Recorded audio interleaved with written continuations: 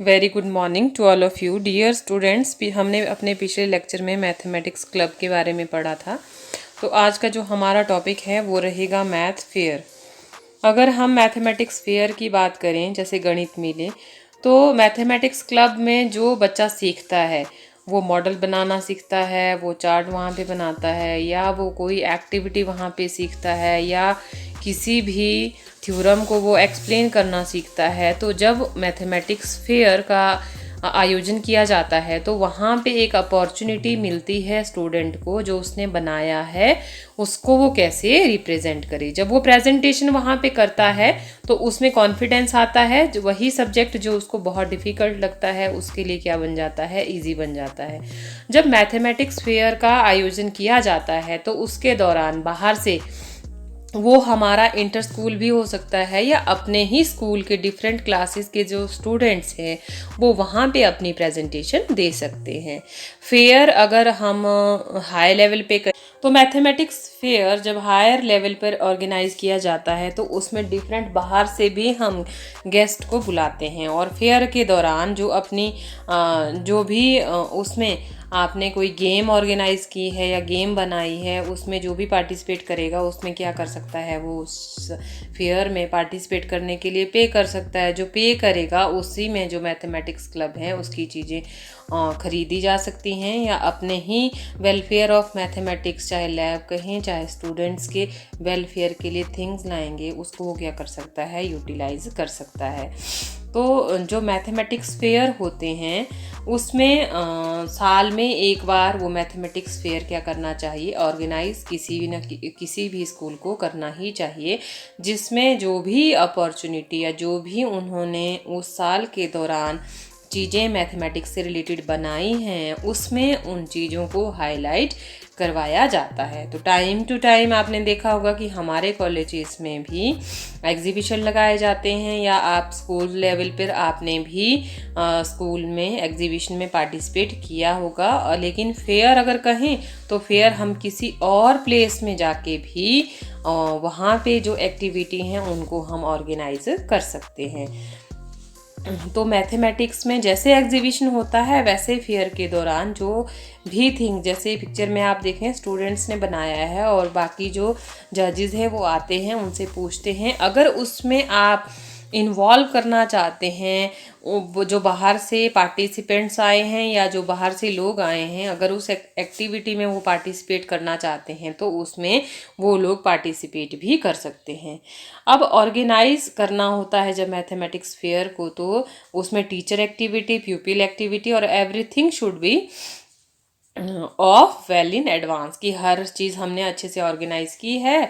और ऑर्गेनाइजेशन के दौरान जो भी एक्टिविटी हम करते हैं वेल प्लान वो क्या होनी चाहिए, वो एक्टिविटीज़ होनी चाहिए उस फेयर के दौरान। की फेयर हम लगाएंगे तो मैथमेटिक्स में कौन कैसे कैसे हम पार्टिसिपेशन दूसरों का लेंगे, ठीक है। तो थॉरोली हम हर चीज़ को देखेंगे और उसकी क्या होगी, लिमिट्स भी होगी उस फेयर में।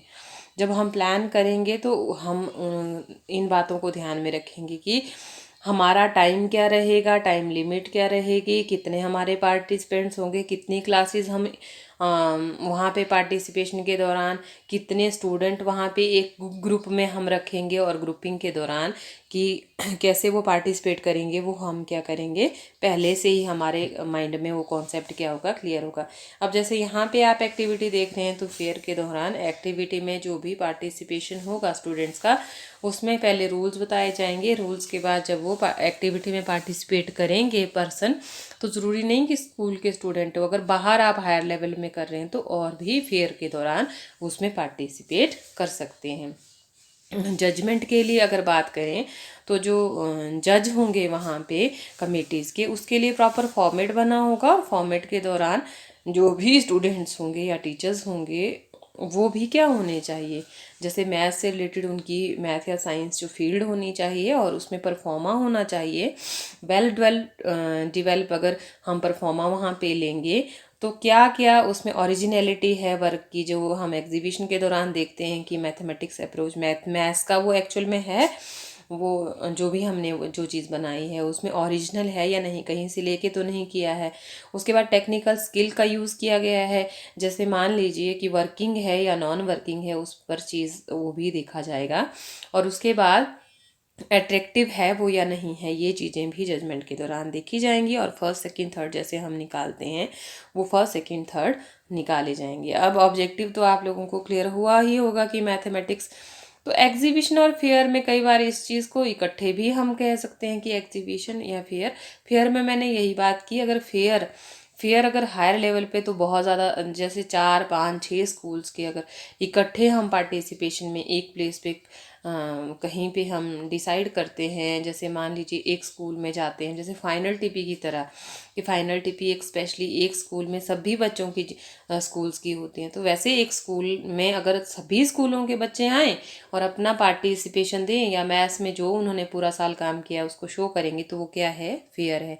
और एग्जीबिशन भी इसी तरह से ही है, लेकिन फेयर में क्या है, हम एक्टिविटी में दूसरों को भी पार्टिसिपेट करवाते हैं, लेकिन एग्जीबिशन के दौरान जो हमारी अपनी 1 ईयर की अपॉर्चुनिटीज़ हैं या हमने जो भी काम किया है हम उसको उसमें शो करवाते हैं, ठीक है। तो फेयर को अगर हायर लेवल में कहे तो हम जितने भी स्किल्स वहाँ पे हमने सीखी होंगी, तो एक्टिविटी के थ्रू पार्टिसिपेशन के दौरान वहाँ पे हम कुछ ना कुछ अर्न करके उसको किसी रेड क्रॉस की मीलों की तरह, कि रेड क्रॉस में जाते हैं, वहाँ पे जो अर्निंग होती है उसको वेलफेयर ऑफ अदर्स में भी हम यूज़ कर सकते हैं, या वेलफेयर ऑफ जैसे हमारा स्कूल है उसमें भी हम उस चीज़ को, और मतलब उस पैसे को हम यूज़ कर सकते हैं।